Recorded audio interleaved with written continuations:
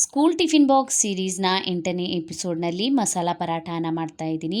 ಈ ಪರಾಠನ ಮನೆಯಲ್ಲಿ ತರಕಾರಿ ಖಾಲಿಯಾದಾಗ ಮಾಡ್ಬೋದು, ಅಥವಾ ಬೆಳಗ್ಗೆ ಏಳೋದು ಲೇಟ್ ಆಗಿದ್ದರೆ ಕಡಿಮೆ ಸಮಯದಲ್ಲಿ ಇನ್ಸ್ಟೆಂಟಾಗಿ ಕೂಡ ರೆಡಿ ಆಗಿಬಿಡುತ್ತೆ. ಹಾಯ್ ನಮಸ್ಕಾರ ಎಲ್ಲರಿಗೂ, ವೆಲ್ಕಮ್ ಟು ಮೈ ಚಾನಲನ್ನು ಹೊಸದಾಗಿ ನೋಡ್ತಾ ಇದ್ದರೆ ಸಬ್ಸ್ಕ್ರೈಬ್ ಮಾಡ್ಕೊಳ್ಳಿ. ಮಾಡೋದಕ್ಕೆ ಮೊದಲು ಮಸಾಲೆನ ರೆಡಿ ಮಾಡ್ಕೊಳ್ಳೋಣ. 1 ಟೇಬಲ್ ಸ್ಪೂನಷ್ಟು ಖಾರದ ಪುಡಿಯನ್ನು ಹಾಕ್ಕೊಂಡಿದ್ದೀನಿ. 1 ಟೇಬಲ್ ಸ್ಪೂನಷ್ಟು ಧನಿಯಾ ಪೌಡ್ರನ್ನ ಹಾಕ್ಕೊಳ್ಳಿ. ಒಂದು ಅರ್ಧ ಟೇಬಲ್ ಸ್ಪೂನಷ್ಟು ಆಮ್ಚೂರ್ ಪೌಡ್ರನ್ನ ಹಾಕ್ಕೊಳ್ಳಿ ಮತ್ತು ಇದಕ್ಕೆ 1 ಟೇಬಲ್ ಸ್ಪೂನಷ್ಟು ಕಸೂರಿ ಮೇಥಿಯನ್ನು ಹಾಕ್ಕೊಂಡಿದ್ದೀನಿ. ರುಚಿಗೆ ತಕ್ಕಷ್ಟು ಉಪ್ಪನ್ನು ಸೇರಿಸ್ಕೊಳ್ಳಿ. 1 ಟೇಬಲ್ ಸ್ಪೂನಷ್ಟು ಸಣ್ಣ ಕಟ್ ಮಾಡ್ಕೊಂಡಿರುವಂತಹ ಕೊತ್ತಂಬರಿ ಸೊಪ್ಪನ್ನು ಹಾಕ್ಕೊಂಡಿದ್ದೀನಿ. ಸರಿಯಾಗಿ ಈ ಮಸಾಲೆಗಳನ್ನೆಲ್ಲ ಕೈಯಿಂದ ಮಿಕ್ಸ್ ಮಾಡ್ಕೊಳ್ಳಿ. ಇದೊಂದು ಮಸಾಲೆ ಇದ್ದರೆ ಸಾಕು, ಟೇಸ್ಟಿಯಾದಂತಹ ಪರಾಠ ರೆಡಿಯಾಗಿಬಿಡುತ್ತೆ. ನಾನು ಗೋಧಿ ಹಿಟ್ಟನ್ನು ಮೊದಲೇ ನಾದ್ಕೊಂಡಿದ್ದೆ. ಈಗ ಹಿಟ್ಟನ್ನು ತಗೊಳ್ಳಿ. ಯಾವ ಸೈಜ್ನಲ್ಲಿ ಪರಾಠ ಮಾಡ್ಕೊತೀರಾ ಆ ಸೈಜ್ನಲ್ಲಿ ಹಿಟ್ಟನ್ನು ತಗೊಳ್ಬೋದು. ಸ್ವಲ್ಪ ಒಣ ಹಿಟ್ಟನ್ನು ಹಚ್ಕೊಂಡ್ಬಿಟ್ಟು ಇದನ್ನು ಚಪಾತಿ ಯಾವ ರೀತಿ ಮಾಡ್ತೀರಾ ಅದೇ ರೀತಿ ಚಪಾತಿಯನ್ನು ಒಂದು ರೆಡಿ ಮಾಡ್ಕೊಳ್ಬೇಕು. ತೆಳುವಾಗಿ ಮಾಡ್ಕೊಳ್ಳಿ ಚಪಾತಿಯನ್ನು. ಆಮೇಲೆ ಮಸಾಲ ಎಲ್ಲ ಹಚ್ಚಿದ ಮೇಲೆ ಮತ್ತೆ ಇದನ್ನು ರೋಲ್ ಮಾಡ್ಕೊಂಡ್ಬಿಟ್ಟು ನಾವು ಲಟಾಸ್ಕೊಳ್ತೀವಿ. ಅದಕ್ಕಾಗಿ ಈಗ ನೋಡಿ, ಈ ರೀತಿ ನಾನು ಚಪಾತಿಯನ್ನು ರೆಡಿ ಮಾಡ್ಕೊಂಡಿದ್ದೀನಿ. ಇದರ ಮೇಲೆ ಈಗ ನೀವು ಬೆಣ್ಣೆ ತುಪ್ಪ ಏನು ಬೇಕಾದರೂ ಹಚ್ಕೊಳ್ಳಿ. ಸರಿಯಾಗಿ ಎಲ್ಲ ಕಡೆ ಸ್ಪ್ರೆಡ್ ಮಾಡ್ಕೊಂಡ್ಬಿಟ್ಟು ನಾವು ರೆಡಿ ಮಾಡ್ಕೊಂಡಿರ್ತೀವಲ್ಲ ಮಸಾಲೆಯನ್ನು ಹಾಕ್ಕೊಳ್ಬೇಕು.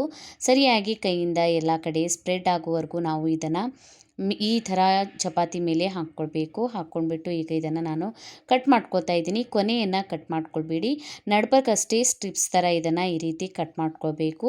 ಈಗ ಕಟ್ ಮಾಡ್ಕೊಂಡ್ಬಿಟ್ಟು ಇದನ್ನು ರೋಲ್ ಮಾಡ್ಕೊಳ್ಳಿ. ನಿಧಾನವಾಗಿ ಈ ರೀತಿ ರೋಲ್ ಮಾಡ್ಕೊಳ್ಳಿ. ಪೂರ್ತಿ ಇದೇ ರೀತಿ ರೋಲ್ ಮಾಡಿ ಇಟ್ಕೊಳ್ಬೇಕು. ಆಮೇಲೆ ಇದನ್ನು ಈ ರೀತಿ ರೌಂಡ್ ಶೇಪ್ನಲ್ಲಿ ಮಾಡ್ಕೊಂಡ್ಬಿಟ್ಟು ಫೋಲ್ಡ್ ಮಾಡ್ಕೊಳ್ಳಿ. ಸ್ವಲ್ಪ ಈಗ ಒಣ ಹಿಟ್ಟನ್ನು ಹಚ್ಕೊಂಡ್ಬಿಟ್ಟು ಇದನ್ನು ಚಪಾತಿ ಥರ ಲಟಾಸ್ಕೊಳ್ಳಿ. ಪೂರ್ತಿಯಾಗಿ ತೆಳುವಾಗಿ ಲಟಾಸ್ಕೊಳ್ಬೋದು. ಈ ಪರಾಠ ಸ್ವಲ್ಪ ಕ್ರಿಸ್ಪಿ ಆಗಿದ್ರೇ ಚೆನ್ನಾಗಿ ಟೇಸ್ಟ್ ಬರುತ್ತೆ. ಸ್ವಲ್ಪ ಡಿಫ್ರೆಂಟಾಗಿ ಟೇಸ್ಟಿಯಾಗಿ ಏನಾದರೂ ಕೊಡಬೇಕನ್ನಿಸಿದಾಗ ಅಥವಾ ಇನ್ಸ್ಟೆಂಟಾಗಿ ಮನೆಯಲ್ಲಿ ತರಕಾರಿ ಏನಾದರೂ ಖಾಲಿಯಾಗಿದೆ ಅಂದರೆ ಈ ರೀತಿ ಮಕ್ಕಳಿಗೆ ಪರಾಠನ ಮಾಡಿಕೊಡ್ಬೋದು. ಈಗ ರೆಡಿಯಾಗಿದೆ. ಇದನ್ನು ಹಂಚನ್ನು ಬಿಸಿ ಮಾಡೋದಕ್ಕೆ ಇಟ್ಟಿದ್ದೀನಿ. ಹಂಚ್ ಮೇಲೆ ಹಾಕ್ಕೊಂಡ್ಬಿಟ್ಟು ಬೇಯಿಸ್ಕೊಳ್ಳಿ. ಎರಡು ಕಡೆಯಿಂದ ಸ್ವಲ್ಪ ಸ್ವಲ್ಪ ಮೊದಲು ಬೇಯಿಸ್ಕೊಳ್ಬೇಕು. ಆಮೇಲೆ ನೀವು ಬೇಕಾದರೆ ತುಪ್ಪ, ಬೆಣ್ಣೆ, ಎಣ್ಣೆ ಏನು ಬೇಕಾದರೂ ಹಚ್ಕೊಂಡ್ಬಿಟ್ಟು ಬೇಯಿಸ್ಕೊಳ್ಬೋದು. ಪರಾಠನ ಬೇಯಿಸುವಾಗ ಹೈ ಫ್ಲೇಮ್ನಲ್ಲಿ ಬೇಯಿಸ್ಕೊಳ್ಬೇಕು. ಅಂದರೆ ಪರಾಠ ಸ್ವಲ್ಪ ಮೇಲ್ಗಡೆ ಕ್ರಿಸ್ಪಿ ಆಗಿದ್ರೇ ಚೆನ್ನಾಗಿ ಟೇಸ್ಟ್ ಬರುತ್ತೆ. ನಾನೀಗ ಬೆಣ್ಣೆಯನ್ನು ಹಚ್ಕೊತಾ ಇದ್ದೀನಿ. ಒಂದು ಕಡೆಯಿಂದ ಬೆಂದಮೇಲೆ ಈಗ ಮತ್ತೆ ಇನ್ನೊಂದು ಕಡೆ ಸ್ವಲ್ಪ ಬೆಣ್ಣೆಯನ್ನು ಹಚ್ಕೊಂಡ್ಬಿಟ್ಟು ಸರಿಯಾಗಿ ಈ ರೀತಿ ಸ್ಪ್ರೆಡ್ ಮಾಡ್ಕೊಂಡ್ಬಿಟ್ಟು ಹೈ ಫ್ಲೇಮ್ನಲ್ಲಿ ಪರಾಠನ ಬೇಯಿಸ್ಕೊಳ್ಳಿ. ತುಂಬಾ ಟೇಸ್ಟಿಯಾಗಿರುತ್ತೆ ಈ ಪರಾಠ. ನೀವು ಟ್ರೈ ಮಾಡಿ ನೋಡಿ. ಇದನ್ನು ಹಾಗೆ ಕೊಡ್ಬೋದು ಮಕ್ಕಳಿಗೆ, ಇಲ್ಲಾಂದರೆ ಮೊಸರು ಜೊತೆನೂ ಕೊಡ್ಬೋದು.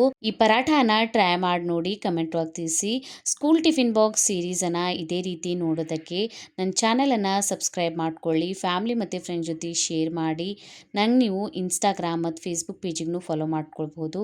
ಲಿಂಕನ್ನು ನಾನು ನನ್ನ ಡಿಸ್ಕ್ರಿಪ್ಷನ್ ಬಾಕ್ಸ್ನಲ್ಲಿ ಕೊಟ್ಟಿರ್ತೀನಿ. Thank you for watching.